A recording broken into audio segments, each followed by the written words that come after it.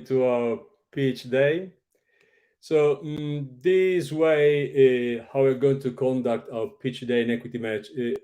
This is every week, any Tuesday from 5 to 7 o'clock.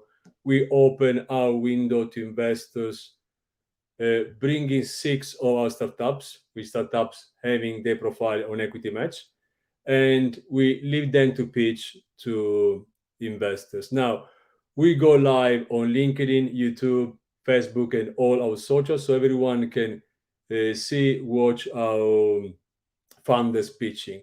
We do this every week from, as I say, from 5 to 7 o'clock UK time. And this is going to be a weekly meeting with all the investors. And every week we bring you new startups, new founders. And we do hope we can have some good matching between you.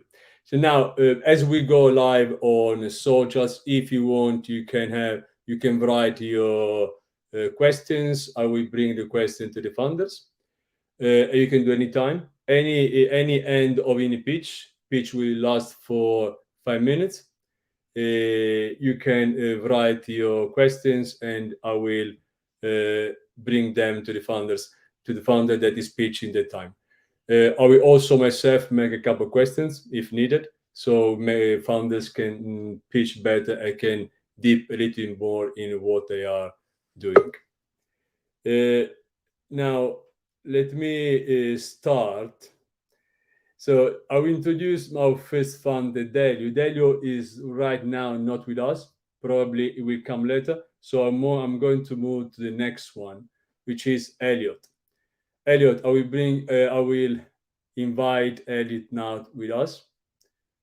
And Elliot, welcome. If you want to introduce yourself. Hi everyone, my name's Elliot Parnham. I'm CEO, founder of Skyfarer Limited, a company based in the West Mids. Thank you so much, Elliot. Now, please feel free to pitch and having your 5 minutes talking about your startup. Fantastic, thanks Max. So hello everyone, this is Skyfarer and we build software to enable large-scale drone operations. We integrate technology, we build management system, and we sell capability and software. We don't build the hardware and we don't manufacture drones. And we're pushing to solve the scalability problem. And that kind of comes down to operations and process. So defining ourselves as the Microsoft of drone operations, the operating system to scalable drone operations. And we have an argument to say that drones are superior in certain use cases compared to other forms of transportation. And that comes down to package movement and camera-based operations for medical supplies, down to sort of the last mile or middle mile, same-day delivery requirements, and also inspection and emergency services support. Drones have also got massive benefit in sort of sustainability and reaching sort of net zero solution. And we've also found some massive statistics to state that drones are even beneficial compared to electric vans in some logistical use cases. So why aren't we seeing drones being used routinely now? Well, it kind of comes down to 5 points, and that is that no one really knows how to use them. They're expensive, there are authorization challenges, integration is complex, and there is no management process that exists to enable scalable networks of operations. But if these challenges could be resolved, then the drone services industry is accessible. And this is a massive, massive opportunity in the different use cases that I'd highlighted before. Our solution to this is that we centralize operations to enable the region to access drones. And that's for the commercial inspection, emergency surveillance, package delivery, and medical delivery. So this is a facility central in geography to serve a region of, say, 40 kilometers radius. And it's also modular, so that it can serve internally or through Skyfarer for any given use case. And it's all run and powered by the Skyfarer software solution. And this provides compliance, it integrates all tech, and it's scalable. And this is something that we're building now. It's a solution developed through experience, and we've been really fortunate to achieve some fantastic awards and accolades to date and also some fantastic partnerships. We've also developed an amazing team, and this gets broken down into operational elements and also management and leadership elements. We are looking to grow out the board as well following this round to add on a new NED and a chairman to support with the government going forwards into a Series A in 2024. We also have support from aviation regulation specialists to support with influencing policy development in the UK. We've got a fantastic consortium of partnerships backed. That includes drone suppliers, technology providers, network providers, academia, and regional and local government. And the business model, essentially, moving forward, is to sell software, infrastructure, and training to the key end users of those first use cases. Right now, we have revenue generation for an operations and sort of consultancy role, which is sustainable and growing, but the next step is scalable operations through software. And our strategy falls into UK and international, where we have the UK's first winter-based nighttime operations for hospital delivery at the end of this year, kicking off in a couple of weeks. The potential for Skyfarer of this solution moving forwards is phenomenal through to 2028. Our aim is to get to 20 hubs in operation, which equates to some exciting revenue figures and therefore return on investment for shareholders. And we've already received some validation from end users. So we're working with some key medical delivery partners, e-commerce delivery partners, commercial inspection partners, and the emergency services directly as well. We've been grant funded and seed funded to date, approximately £1 million, and have raised 440k last year of seed. And now we're pushing to build the world's first centre for drone services and build the MVP of our system to push that to market in 2023 alongside the drone superhighway project, which is a grant project that we're a part of with the Future Flight Challenge to pioneer the use of detect and avoid technology of altitude angels for the use for beyond visual line of sight of medical delivery. We've also been successful in some other commercial opportunities and grant funding to date. We're part of the Future Transport Zone on the Isle of Wight to Southampton for next year. And we've also got a proof of concept trial paid operation with medical logistics in the West Midlands launching in a couple of weeks. Our exit is aimed to be by 2028 with post-growth opportunities for the acquirer at that point. We aren't going to be looking into the last mile or the first mile. So that's an added development to the business and the capability of Skyfarer post that point to exceed the valuation on exit. The investment we require now is 600k to extend runway up to 20 months. We have backing from our previous round lead investor, which is a massive development for this round and has provided some fantastic momentum. We are already EIS advanced assured as well for UK investors. And the priority from this investment is to push onto a VC round in 2024, and that's to build end-to-end MVP technology and productize that for an early SaaS product towards the end of 2023 to gain impressive flight milestones and also sustainable revenues, which we've already started on, and we've got some really exciting revenues coming up next year as well. So to summarize, we're pushing for scalability of operations. We're disruptive in that we're the only one that are focusing on networks of scalable operations in the UK and much of the world. And then we're pushing on to be market leaders as well. So we've built up some fantastic credibility with what we've done and some of the trials that we've done as well and the partnerships that we've built up.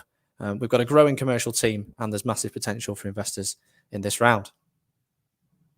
And that's it from me. So apologies if I went over, but I'll take any questions if there are any. I would like to do a couple of questions if we don't have any from the audience, so I can allow each of you guys to talk a little bit more.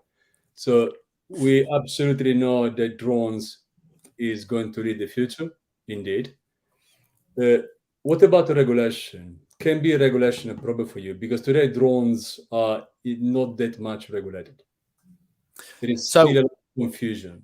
Yeah, so we're part of, I guess, a handful of organisations in the UK that have achieved what we call beyond visual line of sight from the remote pilot of operating a drone, which is fundamentally what we need to be able to deliver items and provide services with a drone. We can't constantly keep our eyes on that drone as it goes and does a delivery from one hospital to another. It's not possible, and we've achieved that permission.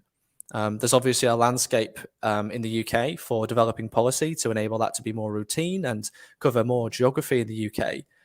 But as we've already proven, it's already something that we're commercializing on, and there are some key milestones that are pushed by the Future Flight Challenge and Innovate UK and BAYS and DFD to enable routine beyond visual line of sight by 2024. And there's a massive effort from the industry and from the regulators to make that happen. So now is the time, really, to invest into this capability, ready for launch and mass commercialization from 2024. Who are your clients today? So we work with a few different end users. So we have some, I would suggest, kind of lighthouse proof of concepts in place. So Medical Logistics UK is a key end user of what we're creating, and we have a service agreement in place with them to deliver trials, proof of concept with the NHS in the West Midlands for delivery, things like blood tissue and pathology samples. And then the aim is to grow that out into a bigger operation moving into next year. We're also having discussions with the emergency services around supporting with first on scene and vehicle pursuit use cases.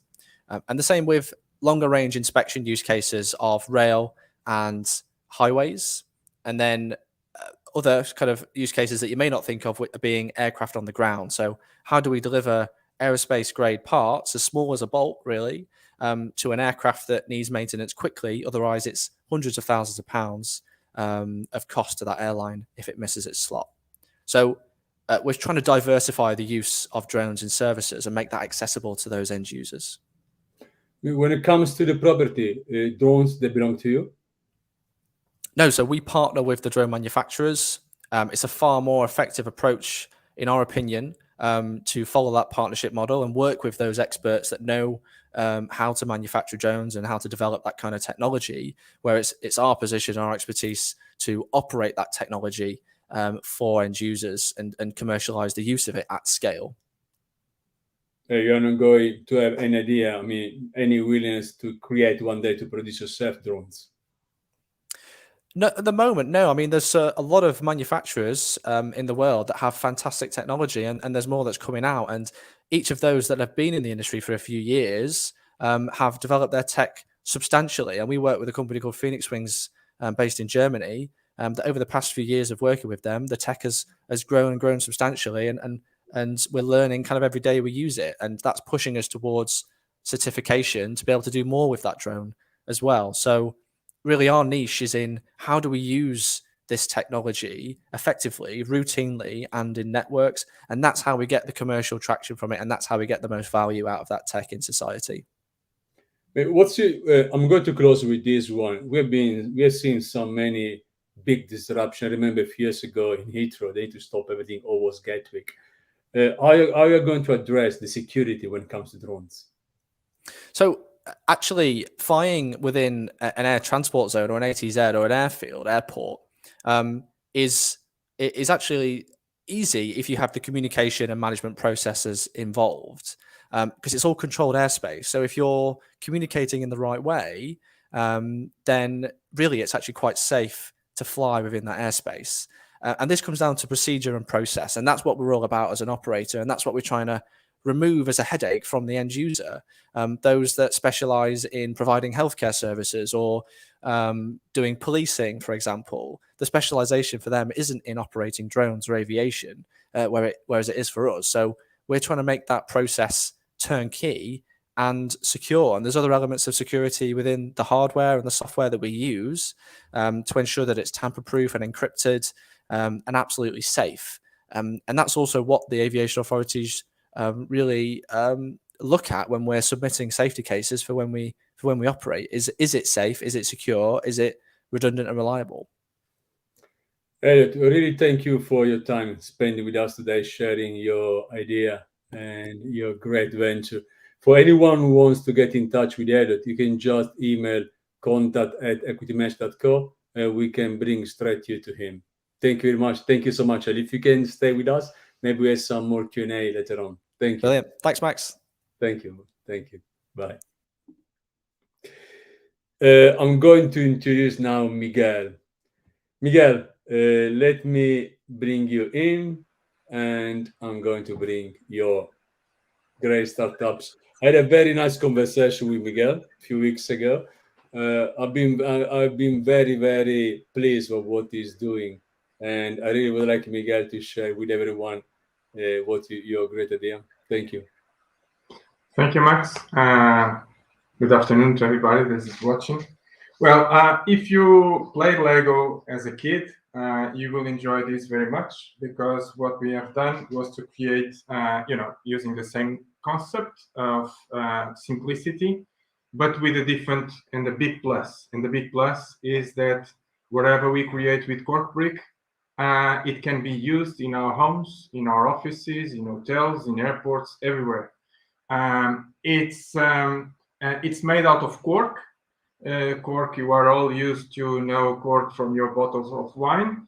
But besides that, cork has unique characteristics that make it the perfect material to be inside our homes or inside the spaces that we live in, because cork is naturally a temperature and a sound insulator. Besides that, it's very light, as you can see. You have here one in my hand, one example of a cork brick. We use only 7 different shapes that fit together, and with those 7 shapes, you basically can build whatever your imagination can think of.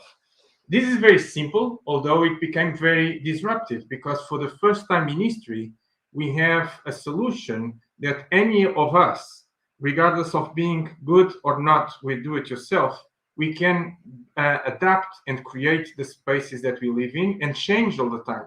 So in reality, we end up creating a new category that we call sustainable dynamic structures in furniture, because again, for the first time, an object can have multiple personalities. The market for this solution, as you can imagine, is huge. As I explained to you before, this can be applied both in residential or commercial application of public spaces. Our target market is European Union plus UK, and there are many different applications, but as you know, the type of lifestyle that people are taking nowadays is a very strong trend to use flexible and dynamic structures. And again, the plus that we offer is the fact that everyone can do it. You can do it in your home with your family, you can do it in your office with your colleagues, or it can be in public spaces, again, with people that work in the place, or even by people passing by. So there are many possibilities, and the imagination is the limit. The market that we are inserted, it's a new concept, but although we have the competition of the alternatives, and the alternatives you know very well, the major alternative is IKEA. IKEA is nice, fantastic, but you need to be very skillful to make sure that you don't lose any screws at the end. With cork brick, we don't use glues or screws. And there is a big difference. Anything that you build with IKEA or any other of the other solutions, you buy a bed and you'll be a bed forever. With cork brick, you buy something that you can use to create a bed, but later on you can transform it into something else that can be a wall, a division, whatever you imagine. So in reality, we created a new category, as I explained to you before. The team that we have been able to involve so far, this company already started some years ago. We crossed COVID and all those things. But we have a very strong team of several people with executive roles. But besides that, we managed to create a global community of investors. We have more than 260 investors, people like the ex-director or vice president of Lego for many years. We have people from Nike, Lego, Google. So in reality, all the people that we were able to involve with us are people that believe in our vision and are essentially creative minds, and because that's what we are looking for at the moment. In terms of business opportunity and financial return, this is a project that is worth more than 500 million euros in 10 years. We expect to return 25 times the investment, and the investment that we are now raising is 5 million, and this 5 million is to invest in the automation of the production line to multiply by a 10 or 13 in three shifts. So we'll be able to move from 400 pieces a day to 4,000 pieces a day, and the rest of the investment goes to marketing and sales to make sure that we can deliver what we produce. That's it. So I'll be more than happy to answer to your questions. Thank you, Miguel. Thank you very much. It really reminds me Lego when I was very, very young, and I did enjoy it so much. My first question comes to security. How secure is this product for flame, everything, fire, everything? Yeah. Well, it depends on how you construct. So obviously, we have to play with physics, but we can construct in all dimensions. And as you go higher, you create a wider structure. It's not by any chance that if you see in our website some of the solutions that we propose, when we build for instance, a wall to divide a room, there is always something on one of the sides or both that can be a bed or it can be a bench or so. So it's working as a bed, but as a structural thing to make sure that it will stay. So anyway, it's very secure and safe, even if for any reason you are able to throw it down, it won't hurt anybody, because each cork brick is just 1.4 kilos, and it's soft. It's not a hard material.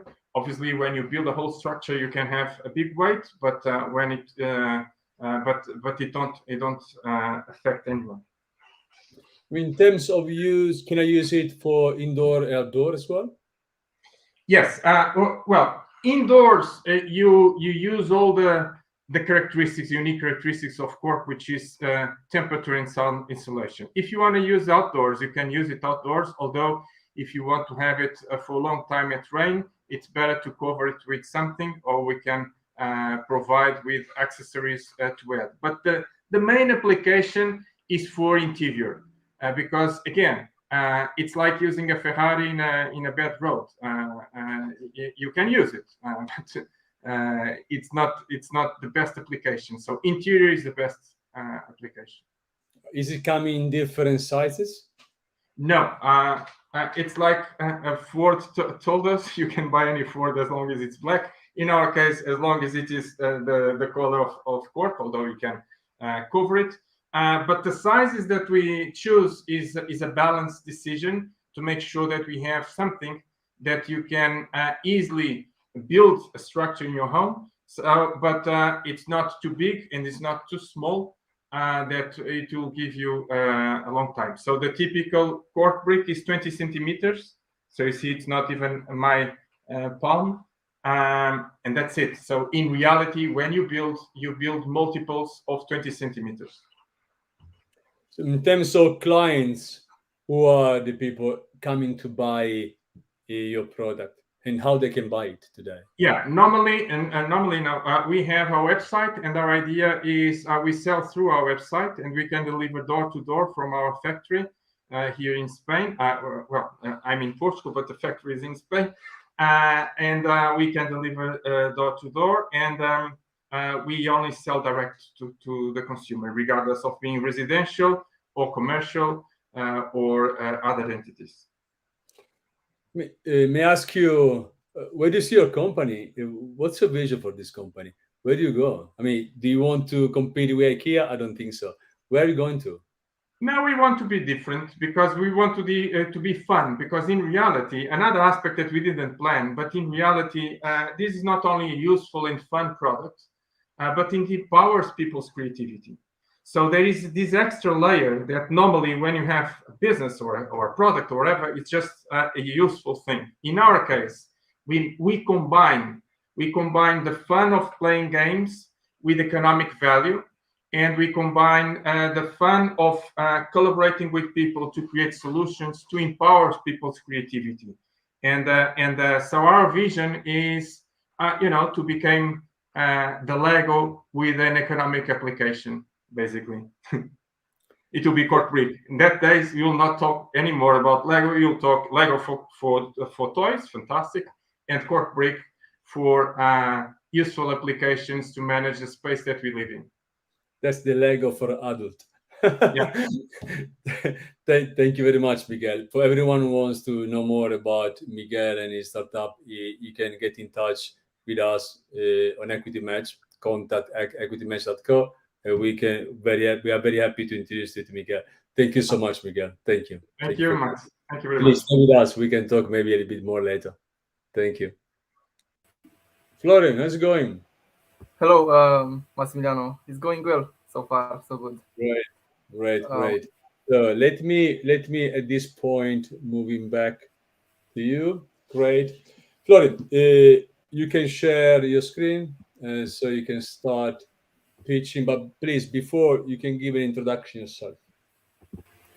Hello, everyone. For everyone who doesn't know me, my name is Florin. I am a founder of Metadalos, which is an play-to-earn metaverse experience based on blockchain and Web 3.3, Web 3.0. The idea of having a game that comes out in 2022 based on blockchain is highly, let's say, overrated. We have so many games coming out now on blockchain that will be, let's say, hard to pick what will be a leading title, let's say. We, the founders of Metadalos, we envisioned this concept to come on top of those, let's say, meme games or small games. We want to lead the field with this concept. The idea itself is to bring multiple metaverse games and multiple creators into the same ecosystem, basically. We're building, as it says here, is power to players, power to creators, and power to collectors. We want to build wealth that transcends the barriers of the modern gaming, which we can see that if a player, for example, he's buying something for $5, he cannot exchange it anymore. He has to keep that value in that particular game. But with Metadalos, it's going to be much more easier for players and for pretty much everyone who wants to store wealth into the ecosystem to just exchange it via NFTs or skins or everything that is inside the game, inside the ecosystem. It's totally tradable and it's going to build a lot of wealth in this sense.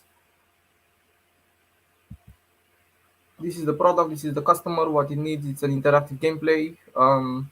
I would say we are adopting a direction of what Facebook emphasized when they said that they will go for the metaverse. We envision something like that, but even more interactive because it's going to be built on blockchain, first of all. And the wealth is going to be much more, let's say, well stored in this sense. This is the blockchain mechanics. We will have multiple activities in the game or in the ecosystem, as you would like to call it. Is first of all, you can farm in the game, and if you can farm in the game, it means that you'll gather resources over time, which is also building wealth. And then you can battle other players, which is more or less like an RPG type of activity, where you can also more or less compete. It's more like a competition, interactive way to gain the resources.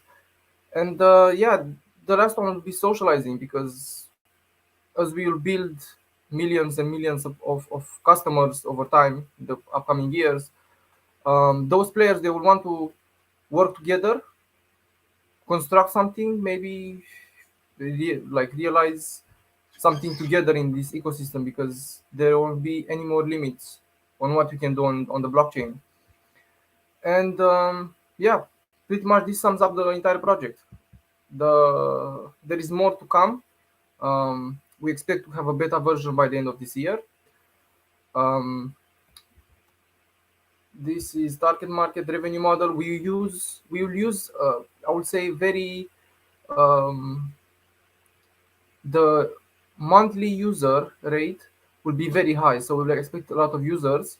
And we also want to put in place ads on this blockchain ecosystem, which will be, I would say, very profitable over time, because large user base, lots of ads, the ecosystem is gonna grow accordingly.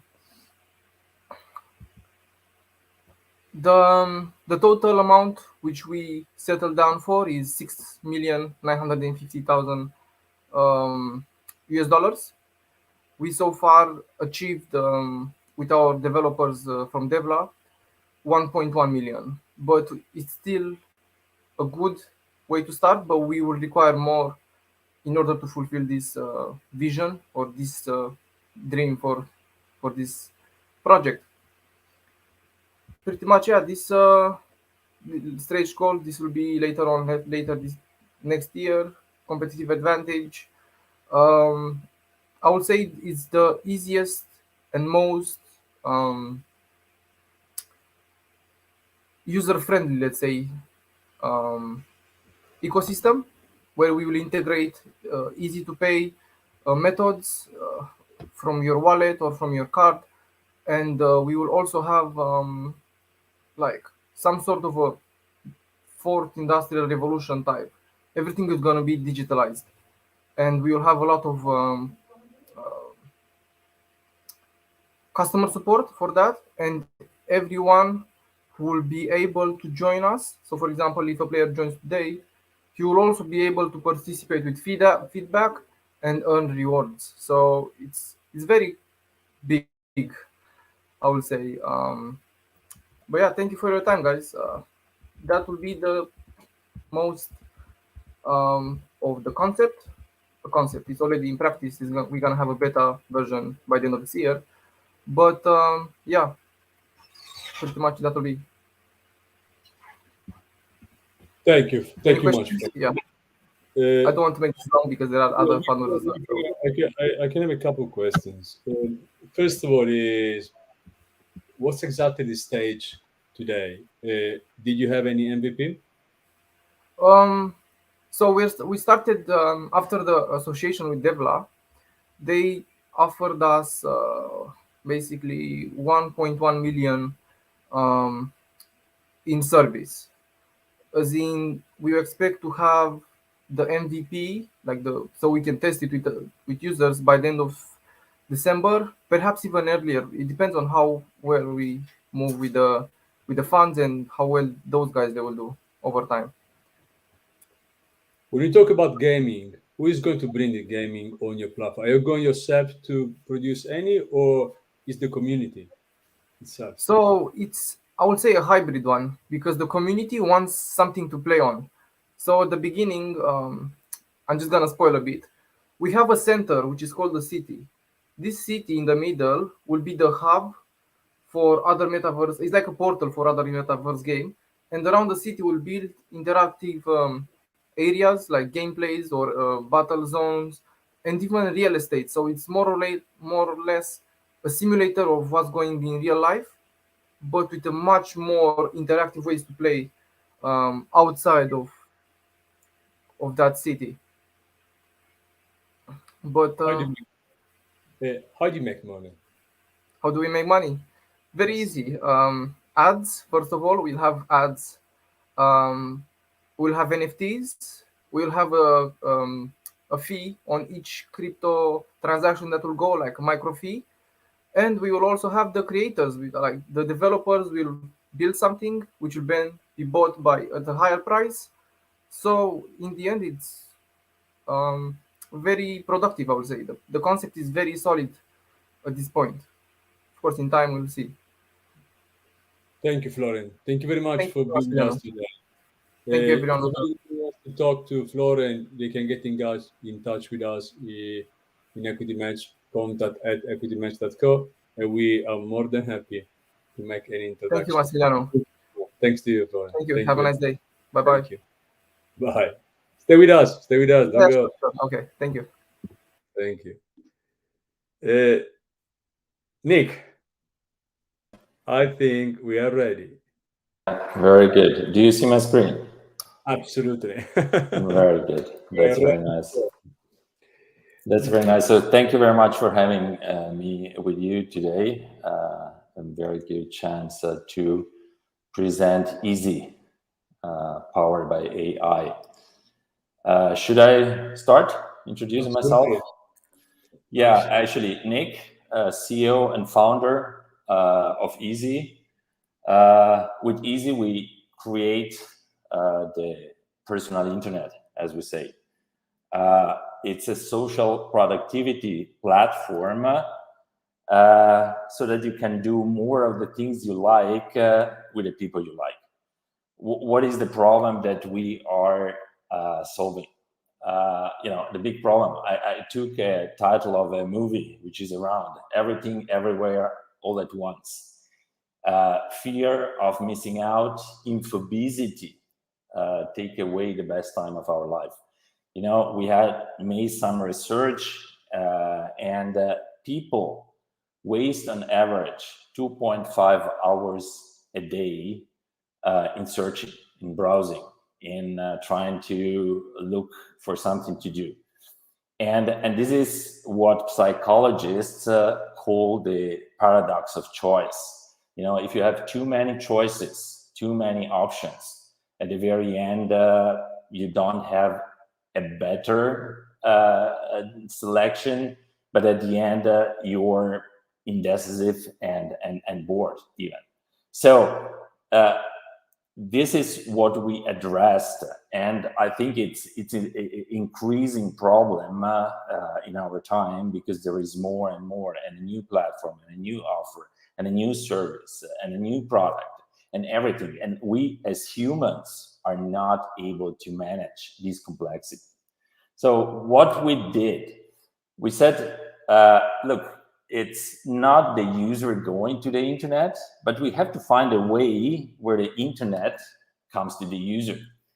And we thought of doing it in an easy way, therefore Easy. And we call it the Life Navigator. And what is Easy? It's a proactive recommendation system which has an artificial intelligence, machine learning engine behind, very powerful engine, but also driven by psychology. We don't want to be a machine talking to the people, but we want to be a friend, which is recommending the best things to do, the best experiences. And at the very end, to make the better decisions and maximize your daily activities. As I was saying before, doing more of the things you like with the people you like. So we make life easy for everyone. And how do we do it? What is the easy secret sauce? We thought there is everything in the internet. There are platforms, global platforms. There are communication platforms. There are service platforms. You see them here: Spotify, Razy, DoorDash, Tickets, Ticketmaster, and so on. But it's very difficult to go and to find something on all those platforms, because at the very end you have a lot of blue links. You have to browse, you have to check. You're never sure that what you get is really matching you. So what we do is take all those data. It's more than 15 million single data we process every day from these platforms that are our partner platforms that deliver us through APIs data. we let this data run through our algorithms, and we integrate the psychological models that we have built in order to match very individually to every person, to every user, the best recommendation, taking into account several features and characteristics. For example, the personality of the user, the mood of the user, but also the weather or where the user is. And this is a kind of personal assistant. In business, there are personal assistants, but this is a personal assistant for leisure time, for everyone. And not only for the individual leisure time, but for the community of the user. Because of course, you're not going to a restaurant on your own. You want to go with your friends. You're not going to a concert alone normally, but you go with your partner or with your friends. And Easy is a social productivity platform. So it helps you to find out what is best for you, but at the same time, helps you to organize it very easily and execute it with your friends. So, and who is behind this? Myself, Nick. I am a veteran in the internet. I started my first internet company in '98, a long time ago. It's a very successful company today. It's a public company. It's worth 7 billion in Germany. It's Scout24. Then I started another company, Aramisotto, car distribution online, went public last year, 1 billion. And this is Easy is a little bit the dream I have since 20 years I'm doing internet, which is really bringing the internet in a proactive way to the user. What I was mentioning before, what we want to create is the personal internet. So, and together with me, there are, I would say, exceptional people. Mark Linder, he is my co-founder, and he's coordinating operations. He is the expert in AI. Brian Fuchs, long experience, knows every language, coding language, and has an incredible knowledge about coding and infrastructure. On the human science side, Michael Ollinger, he's professor at a university in Munich, and he is delivering the input for the psychological model of Easy. And Sharat in India is our managing director in India. We have a subsidiary in India where we develop the app front end and back end. And he is also very much into artificial intelligence, but also UX and UI. So what are we looking for? We are on the way a few years. We did a lot of market tests. So we know exactly now what the users want. And the response that we have from the market is very good, are very positive. And after having developed and achieved the product market fit, what we want to do now is to get the fuel to put into the racing car to win the race. And therefore, we are raising 3 million with a seed preferred convertible note. And our goal for the next 6 months with this investment is to reach 500,000 active users in the US, which is our main market. Ramp up payment system, because Easy is a platform where you get a recommendation that matches you, and you can process it till the execution, booking, and paying directly with the Easy card. We introduced it a couple of months ago, and it's working very well, with 25% of the users signing up for the Easy card. And from this, generating steady growing transaction revenue. Also, this is different with Easy. We are not advertising. We are not selling data of the users. We are the friend of the user, I was saying before. And what we do is we deliver recommendation. If this recommendation is successful at the user, then we get a commission feed for the fee from the lead. from our partner platform, for example, Ticketmaster or OpenTicket. And with this, we will grow the revenue so to be prepared for our next step, which is the Series A, which we plan to do in 23. So easy. We want to make life of people easy online. And what we believe is that we are living the age of information and entering the age of personalized recommendation. Thank you very much. Let me ask you. So we draw the line, the difference between you and Google, for example. What's the user journey when someone comes to your platform? Yes, this is a good example because we say we are, sorry for being so arrogant, the better Google.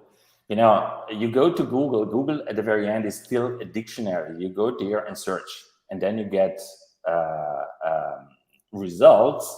Those results sometimes are biased by advertising, but at the very end, you have to think what you want to do. You go there, you search, you find something, you're not sure this matches you. What we are doing, we are reverting the process. We are saying, we are your best friend. We know you as a friend.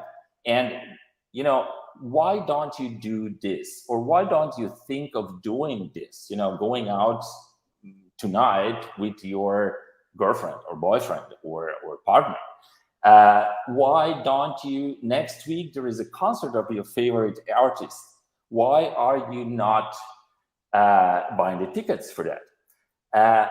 And therefore it's a proactive, it's not the user going to the internet, but it's the internet coming to the user by the instrument of this app, which is built as a chatbot, so you can speak to easy, like with a friend. And from this interaction, at the very end, you get recommendation to make your day better. Well, we say to maximize your day, because at the very end, you do more stuff. And if you do more stuff, what you like, at the end of the day, you're happier. How much data do you need to get so precise? I mean, as you said before, the problem when it comes to Google, for example, you have too many options. When it's too much, is the proxy or nothing, because you can't really make a choice. How do you select the very good one for me? Yeah, this is exactly what the algorithms and the psychological model deliver. We work quite a lot. We invested almost 3 years in developing the algorithms, always testing them in the market. We didn't develop out of the blue. We always tested that what we did was also accepted by the users. So, and therefore what we take is the profile of the user. We know their preferences, and we learn. The more the user uses the app, the more we learn. So the preferences of the users. Also preferences depending on the mood. If, bad mood, some users with some personality, they prefer to do some kind of experiences. People with other personalities do other stuff. And we count in all these factors and take all these data and filter them, so that we try to find the highest matching rate. And with this, out of the thousands or even 10,000s of alternative options, we are able to filter out the very few that have a high matching rate in order to, get a very good recommendation for the user. The user has a high probability to accept this recommendation. Once it's accepted, it can be executed by the user by booking or buying or accepting this, or listening, for example, to a Spotify track. And from this transaction, the trust of the user for easy improves. And on top, we are doing money by the commission fees. To avoid receiving too many, for example, devices, go here, buy this. How do you manage this? And how do I receive when my application is open or even when, for example, my application is closed? Actually, normally people get into the application and they get recommendation. So we see that the people who are using Easy frequently, they're opening in the morning to make the plan of the day. So on the other side, of course, as for any app, there is, there are some laggards. So they download the app, they use it once or twice, and then they forget it. Of course, as I was saying before, we are overwhelmed by the offer, which is in online. So what we are doing to reanimate these sleeping users, we send very specific personal notifications. For example, the next concert of your favorite artist in town, get the ticket as long as they're available. Or birthday of a friend. Or, on weekends, typically, a very difficult to book in large cities like New York or London or Los Angeles restaurant. So you book it, you get the notification in advance that it would be nice to spend Saturday evening at this very trendy restaurant with your partner. And this, of course, given that it's very individual and personalized, has a high acceptance rate. And we see that our core customers that have a retention rate of over 60% after 6 months, which is exceptional for an app that is not yet brand famous. The core segment is couples, young couples that work in large cities that don't have much time to organize their private life, their leisure, and Easy is a very strong support for them, and we see that they are using it very often, very frequently, and not only, but they invite also friends, befriended couples, and this has, of course, a very strong organic and network effect. Let me ask you the last, and after we need to go. If I'm in a bad or good mood today, how you can understand it? Well, this is a process. At the moment, when you open the app, you get into Easy, you are asked, what is your mood? Because especially for users who have used the app not many times, we are not yet knowledgeable about their mood profile, as we know.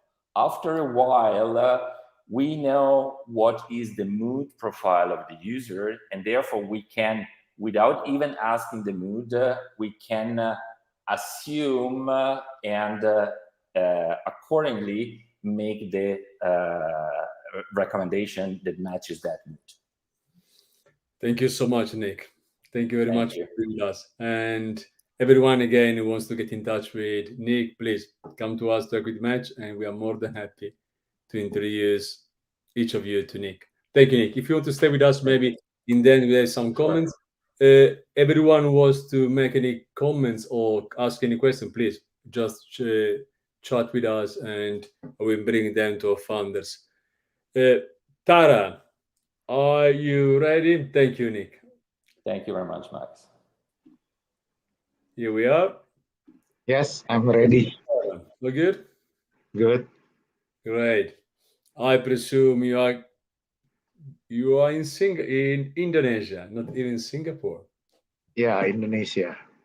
We're far away, but technology helped us to be together.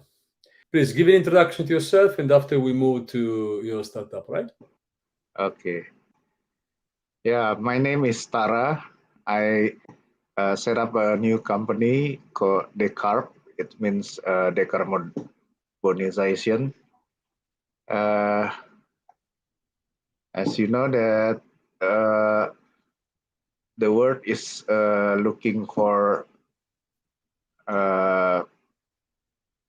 action to reduce the emission. So we think that we can contribute more from Indonesia because we have a lot of potential. As you know, last time during Kyoto Protocol, it is the developed country emit, then developing countries not emit. But now with Paris Agreement, both developed and developing countries must reduce emission. So therefore, there are more bigger carbon market now. And you see my screen moving now in third slide.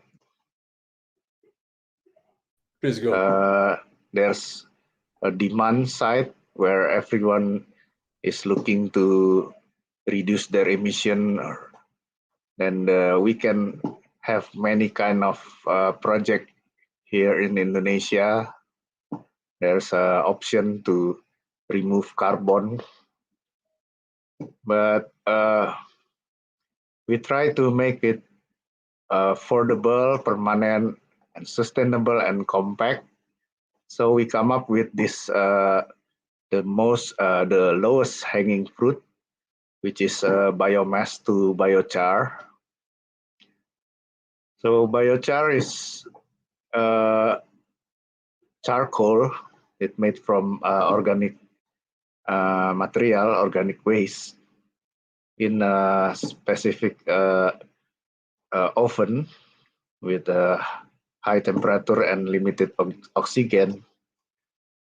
Why is it remove carbon? As you can see, this is the normal carbon cycle, where the tree absorb carbon emission, and then after they decompose or burn, the carbon will release to the atmosphere back. But with the biochar cycle, we cut in the middle with the pyrolysis equipment. We convert biomass into biochar, so the carbon will stay, not released back to the atmosphere. With this kind of equipment, we call pyrolysis, where they with high temperature, the flow diagram is like this. The biomass goes to drying, grinding, and then pyrolysis. It will come with char, and then bio oil and gas. So in Indonesia, we have a lot of biomass potential, from wood chip, rice husk, palm oil, empty fruit bunch, bagas. All of them we can convert to biochar, and every biochar produced, we can calculate. There is a methodology to measure how much carbon removal unit created. So in average is 1 ton of biochar produced. If we implement into soil, it becomes soil carbon. It reduced approximately 3 ton of CO2. So we already contact several potential off-taker for the carbon removal unit through marketplace or direct selling. From marketplace, there are several registry that we can look. One of them is Puro Earth, another is Nori, or we also try direct selling to the carbon buyer. This one is Microsoft. We have a good response from Microsoft, but they want us to start one facility operating and creating biochar before they willing to buy the carbon removal unit from 10 locations, and they will pay upfront 5 years. They are very serious buyer. As you can see, in their portfolio from forestry, they buy about 1.3 million carbon credits. From the biochar, they already buy 11,000 from several suppliers. None of them in Indonesia. Some of them are from Europe and some from Australia. That's why they are only producing a small quantity of carbon removal unit. I think because their biomass inputs are limited, not in Indonesia. This is our team. Our CEO is a successful businesswoman, already starting wood pellet manufacturing for export market to Japan and Korea. And this is me as a COO, and my colleague Abinanto as CFO, experience in many UN programs, and also Mr. Hari Yuwono, our CTO, experience in renewable energy project for USAID. The investment needed from from this project is around 22 million US dollar, and the annual result EBT, earning before tax, is around 3.5 million US dollar per year. This will come up with project IRR around 23% and equity IRR around 38%,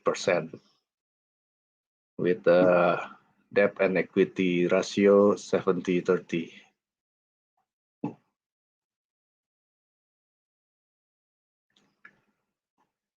This is our plan with Microsoft or with other upfront buyers. And from one project location, we install 4 ton per hour equipment that we're running 18 hours a day, which will need 72 ton biomass input.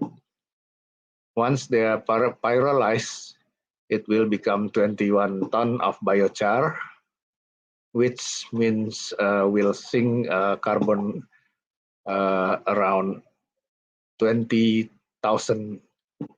unit per year. So from 10 project is around 200,000 carbon credit per year. If we sell it upfront from 10 location for 5 years, just 50% of the carbon credit, we can get 25 million. And the remaining we can sell it at the marketplace at a higher price. Currently, we estimate around $150 per ton CO2. It will get 15 million annually, 15 million US dollar annually. What we need only to have 72 ton per day biomass available in each location. It is no problem in Indonesia. Every palm oil mill has 200 ton per day. In Indonesia, have maybe now is 1,000 palm oil mills. And then We have to have a location to spread the biochar as fertilizer. It's very, this is the requirement from Microsoft that we don't sell the biochar. We just spread it to the soil for free.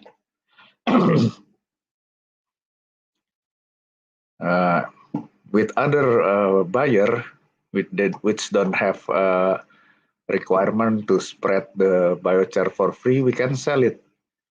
In Australia, it's around $6 per liter, or 40-liter biochar is $40. This is US dollar. And I think we could easily sell $500 per ton, which is this not include in our calculation here. Our calculation here is only based on carbon cells. So if we add with this revenue, then the IRR will be more.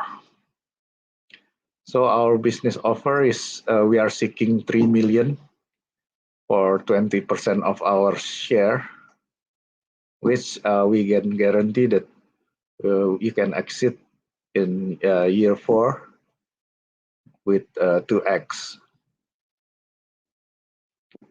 This is because biochar is a good soil amendment, so it's very high demand in low quality soil. In Australia, they will buy for $800 per ton. With this biochar, you can see if in a demonstration plot, without biochar is this high, with 8 ton per hectare, the plant will be higher, with 20 ton per hectare will be better. That's all from me. I think it's, I hope you can understand. But what I'm saying is something pretty, let's see, technical. So it's not for everyone, but everyone knows that we need to reach zero carbon as soon as possible, not probably in 2050, much earlier. There is no time to reach 2050, for someone even 60, 70. By then it will be almost all destroyed. My question is, the money are you asking now is for the first facility, the 22 million, or for the entire project? Where are you going to create the first one? The first one we are going to create is in Java, not too far from my location. It's about 3-hour drive. So there are 2 palm oil mill in that area. So I think we just install one, and then we can make it as a showcase to many carbon buyer. I already talked with several carbon buyer.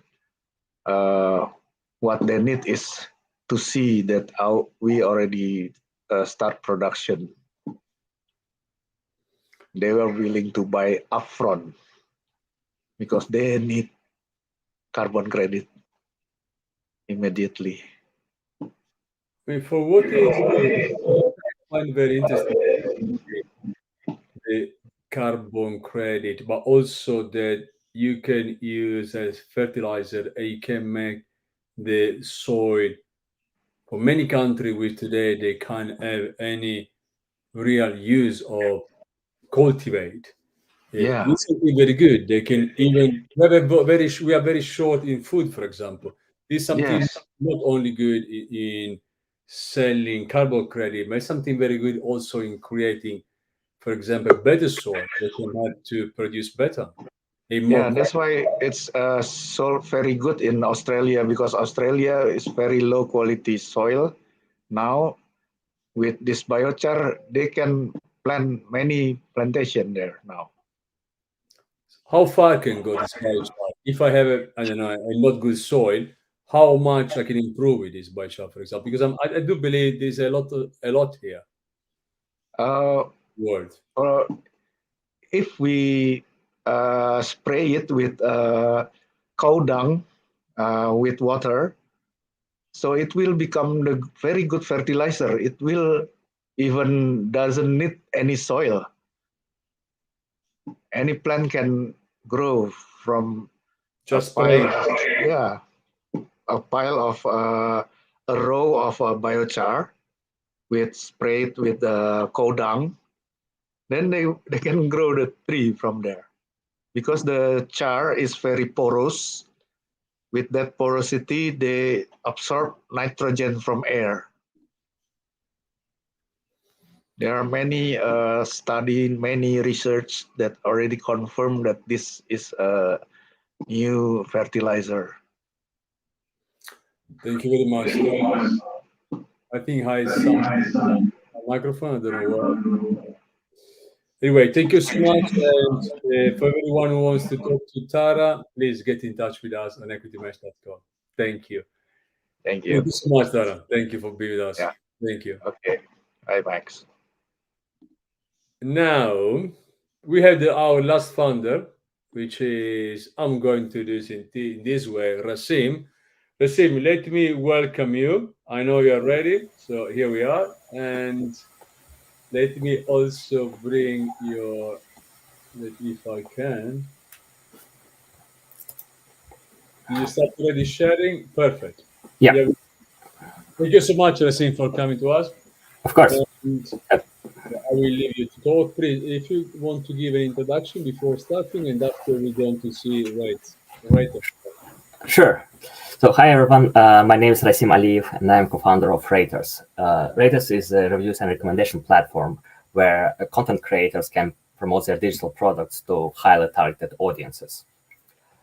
Let's be honest, who of us hadn't spent an entire evening trying to find a movie to watch?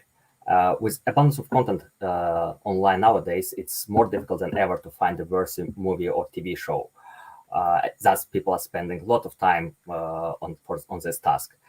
This is actually even more difficult for couples, as in 40% of the cases, partners want to watch something different from one another. On the other side of the market, you have filmmakers, studios, distributors, marketing agencies who are struggling to find their relevant audiences due to limitations of their existing promotion platforms, which leads to poor return on advertising investment, and even worse, they cannot even track the performance sufficiently.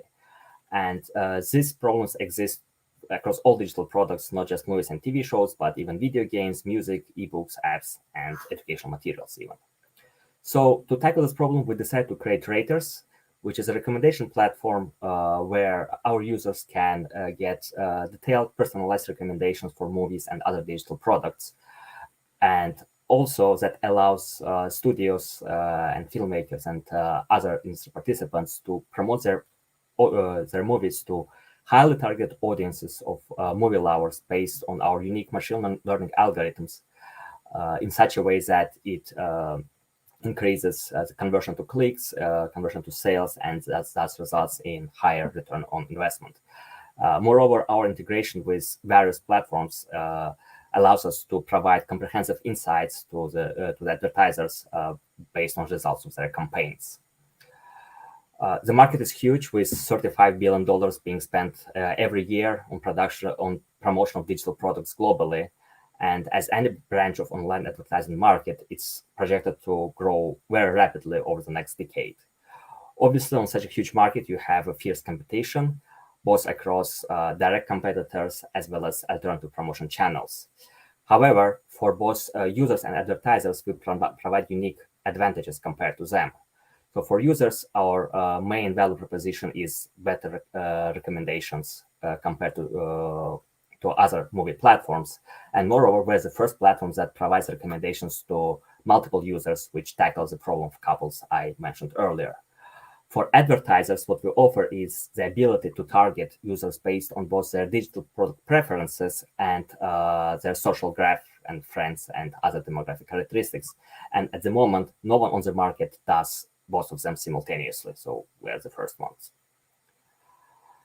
Our main our business model is basically based mainly on promotion of digital products, where filmmakers, video game developers, and distributors are paying us a fee per click based on promotion of their products within our platform.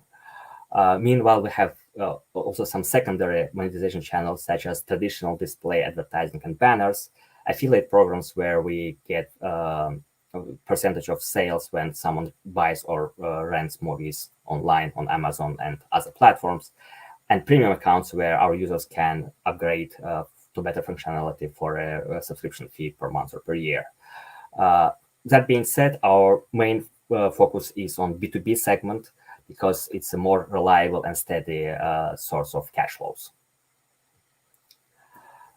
Since the very beginning, we have built our algorithms and platform in such a way that they're easily scalable across different countries, platforms, and entertainment segments. At the moment, our platform exists on iOS, Android, and web apps, and it mainly covers movies and TV shows.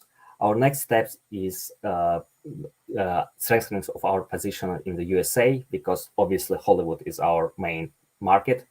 And expanding into video games market next year.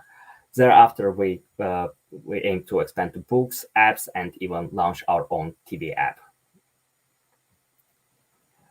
The value determinants of our company is our users and our clients, and for both of the segments, we have developed a thorough marketing strategy that would ensure that we can acquire and retain them on our platform as much as possible.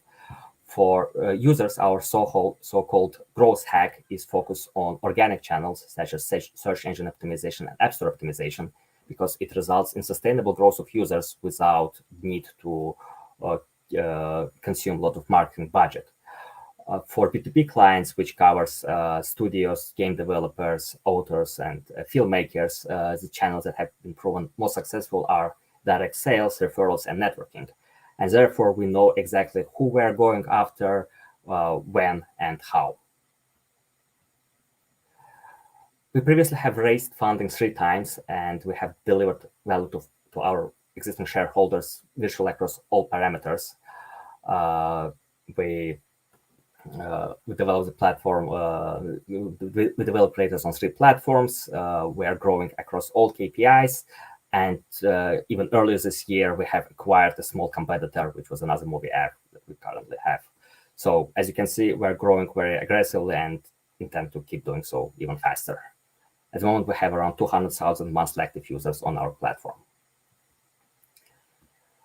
Raiders is a team of professionals and specialists who cover all vital areas that are required for business to succeed. Jamil and I are based in London, and we take care of business operations, strategy, and B2B sales. Tural is our technical co-founder, and he has a PhD in user recommendation systems, which is a core of our business, and he's responsible for intellectual property. Oleg is responsible for the product development, and he actually supervises a team of full-time developers in Ukraine who are working on the project. Evgeny is our CMO, who has previous experience in acquiring and retaining users for similar platforms. And moreover, we have a board of advisors who help us to bring the company to the bright future. So at the moment, to accelerate our growth and to expand to other markets and platforms, we're raising $2 million for the next 18 months. At the moment, we're actually undergoing an acceleration program at NewChip, a US-based accelerator, who also help us to build and expand our network in the States. The idea is that since we're a data-driven business, our revenues will be growing exponentially as we reach critical user mass in terms of monthly active users and continue growing afterwards. So we have seen similar exits across other companies before, and we would like to invite you to join us in this interesting journey. Oops, sorry. Thank you for attention, and looking forward to tell you more about the interesting stuff we do here at Traders. Thanks. Let me start asking you. Sure. You market mainly movie or only movies? So at the moment, the platform is only based on movies, and therefore it's an easiest market for us to capture because there are more movie lovers than video game lovers or book readers, as paradoxical as it is, and therefore it's the easiest audience to reach at the moment. Still, as I mentioned, the platform is flexible enough to add another dimension as video games or as books that can be within one app for two platforms. But obviously, we have to conquer at least partially one market before we can expand to others. You cannot have all of it right away simultaneously. It's not a sustainable way to grow. I mean, today you are mostly a marketing, let me say, marketing platform, okay? Because the movie comes to your platform, and you need to make sure that people comes and buy them. Yep. How do you target the audience for this movie? The users or B2B clients? Users, yeah. Users. So for users, we basically have this extensive marketing strategy. So if you give me a second, I'll share my screen once again. So we're basically utilizing almost all imaginable channels. As I mentioned, our focus is on search engine optimization and app store optimization, which is perfect for us because we have both web platform and iOS and Android platforms that basically by optimizing them and doing it right, we ensure that there's steady flow of users. Obviously, ads, App Store, Google, Facebook, Instagram, other kind of ads, work with influencers, social media, email marketing to our existing users, and referral systems and affiliate marketing. So this basically covers, in a nutshell, all of the channels that we currently utilize to attract and retain users. In terms of how do you, when it comes to movie producers, your platform is supposed to benefit the most the small one, the big one. They don't need probably a marketing platform to, or I'm wrong? That's a good question. Initially, we thought that the large one do not need it, but it is not right. We have have been speaking with various large studios, and they confirmed that if there's another platform who can do it better than the existing solutions, being Facebook and Instagram, they would consider it and allocate a portion of the budget in there. But you are right in the sense that this platform benefits mainly, not mainly, but it especially benefits producers of diverse movies, right? So think about it. If you are making like Avengers movies, then you can pretty much advertise it anywhere, and you will know that probably you will capture your audience. But what if you are made like art house movie about a war? You cannot put a poster, like billboards somewhere, like advertise to radio. You need to find this particular niche of movie lovers who enjoy art house movies about war, and that's the problem. And that's basically the feedback that we have been getting from our clients here in London, saying that they're looking for different ways to optimize their what they call P&A cost, paper and advertisement cost, in such a way that it would result in a better return on investment, while also minimizing the cost of advertising. Because otherwise, if you're not doing it right, if you're not targeting it correctly, obviously a lot of it goes to waste. And that's basically the problem that we're trying to solve for them. Let me ask you this one, and after we need to close. And sure, to all the founders, do not go away, because as we do not have any questions from our audience, I would like to bring one each of you, starting from Rasim, and asking you why investors should invest in your startup. And then we start with you, Rasim. Sure. But before this one, I found very interesting your way to maybe one day to compete with Netflix. How does it go? Having the movies on your platform. This question to me, we're not competing to Netflix. That's a misconception. Netflix is on another level of supply chain, where the platforms that we're not having any streaming platform, we can direct the users to Netflix. So we basically find them, help them to find what to watch and where to watch. but Netflix is the one that is actually taking care of the streaming, because what you mentioned is a totally different business into which we are not going, at least in the foreseeable future. And that's okay. Today, what I'm asking is, are you going there tomorrow? That's my question. Are you thinking to move to something similar one day? We're thinking about it. So there are like other platforms who are doing it for more diverse films. There's like a platform called Mubi, who actually managed to grow pretty quickly in that field. So they are holding on their servers. Basically, they are holding the rights to various small, low budget and micro budget movies, and they did manage to find their audience. So there's definitely demand for that. There's a market for that. Whether we will go there or not, I cannot say it right away, considering how fast the world is changing, especially how fast the technology is changing. It's real difficult to figure it out. But I know it's also like a legal issue as well, because you have rights in different countries.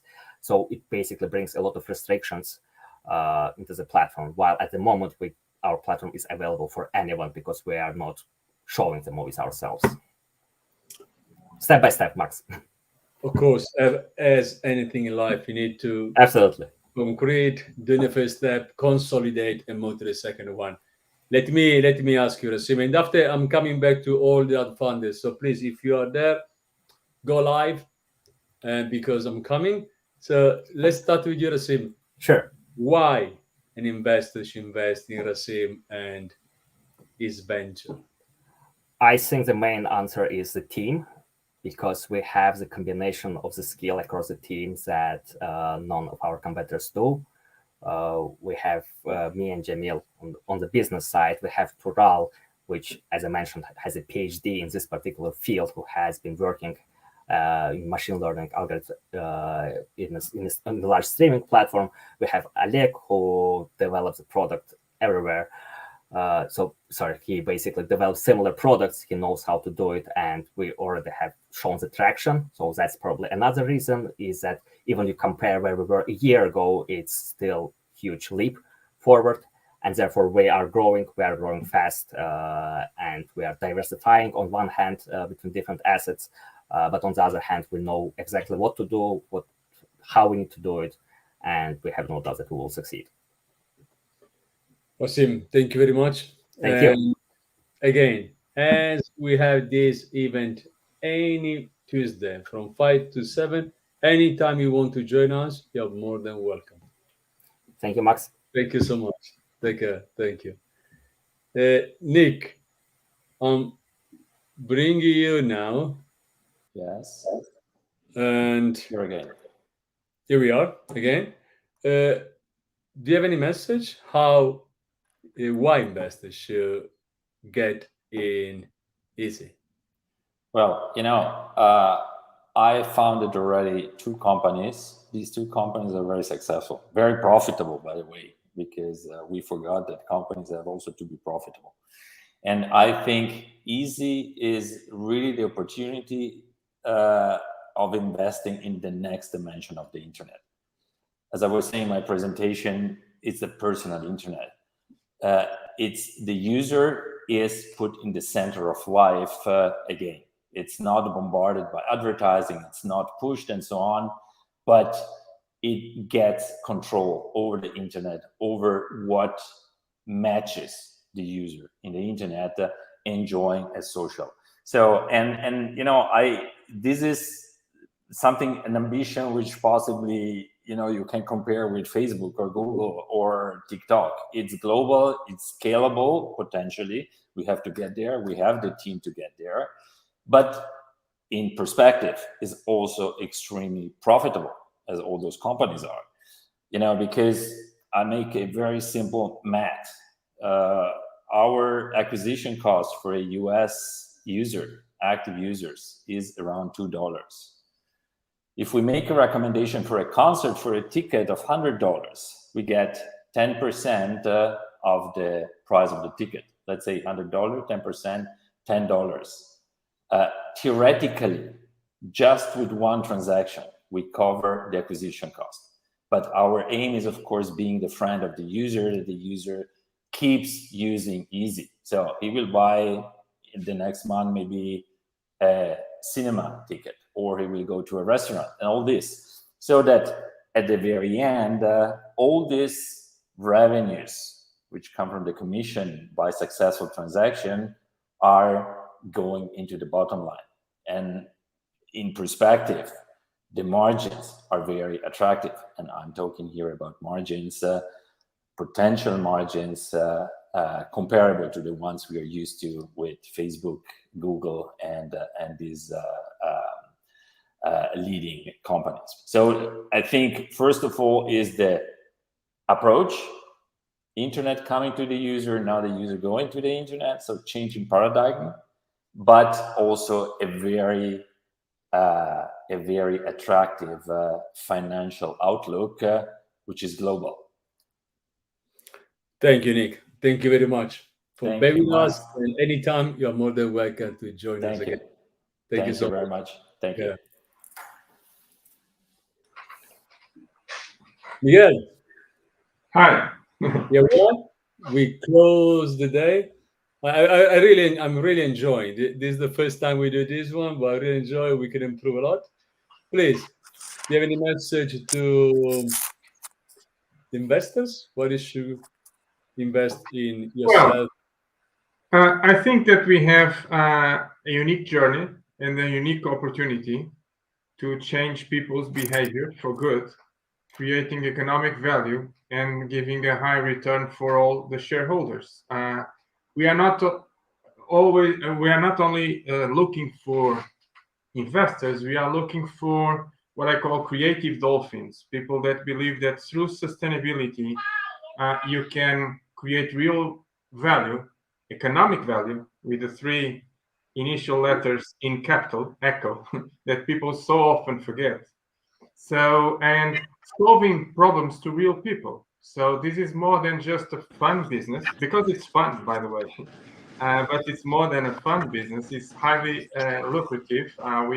We estimate that we can return 25 times the investment, and changing the world for better. So that's what we are looking for.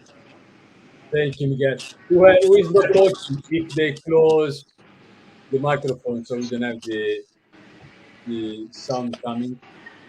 Thank you so much, Miguel. Thank you again. Thank you. Everyone will join us the week coming. You're more than welcome. Elliot, Hello, Maxim. why invest in you? Because in the end of the day, startups, it's about funders. Thank you. Yeah, no, we're definitely in an exciting space, and there's a lot going at the moment when it comes to drones. So thanks for the opportunity to pitch. We've got a lot progressing at the moment, some key trials to work into now. We've got some fantastic traction and momentum. We're pushing into commercialization, and policy is changing every day. So drone services beyond visual line of sight is happening now. It's in the near term. There's been $12.5 billion invested into the advanced air mobility market, which obviously is equally as exciting, getting into an air taxi and such like, but that's 10 years away at best. And even when it hits, it'll be for the elite. So drone services is a far more near-term commercial opportunity and also an investment opportunity. And what we're doing could lend to that air taxi space. How do we manage all of these air taxis in the sky at one time? How do we manage all of these drones doing services for the emergency services, for the NHS, for inspection work? And that's our niche that we fit into, and that's what we're pushing forward into the market. We don't have traffic lights on the sky. Yeah. On the way. Thank you so much, Elliot. Thank you, Max. Florin, why invest in your metaverse? I think it's going to be big. Let's say that. Metaverse is going to take over pretty much everything, from the way we interact with simple things to more advanced things in like logistics, aviation. Everything can be simulated in a metaverse. I believe we can. On my side, I believe we can simulate the real world, as in city-wise and fun ways to socialize and interact. And the blockchain was the missing piece in the metaverse. I think it's going to be big. How big? probably trillions, couple trillions, maybe more. Everything is moving in that direction, more or less. Yeah. As for my project, I can tell that probably is going to be a unicorn in the next 5 years, which is going to be very exciting, but there is still a lot of work to be done until there. So yeah, it's a journey, like for all of us here. Wish you all the best, Florian. Thank you so Yeah. much for Thank you. being with us today. Tara, you are the last one. We are doing Yes. something. Carbon free is the only thing we need to get to go and reach. But why invest in your project? Because the IRR is very good. Even without the biochar sales as a fertilizer, it's already more than 20%. So I think what we need is someone who understand about the carbon credit and who really need carbon credit as their demand for corporate to reduce their emission. Tara, thank you very much. To you as well. All of you guys, to all the attendees. And I'll see you again next Tuesday from 5 to 7. We are going to bring new startups. And we are here again any Tuesday from 5 to 7. Thank you very much and have a good evening. Thank you. One is evening. Bye bye. Thank you. Thank you, guys. Take care. Thank you. Thank you. Thank you.